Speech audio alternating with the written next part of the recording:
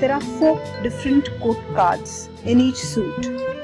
We start with the pages, then we move to the knights, the queens and the kings. Quote cards are outside influences or forces in the life of subject, and firstly they could represent people as influences in the life of the subject. They could show opportunities.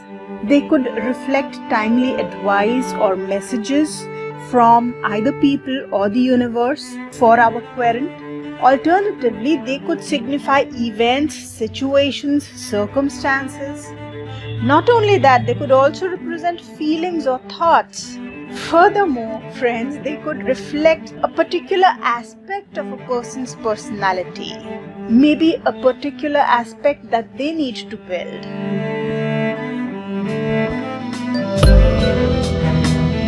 Now, when we talk about the king of a particular suit, friends, try and connect all of these characteristics, namely knowledge, motivator, instigator, a new beginning, with whatever the suit stands for.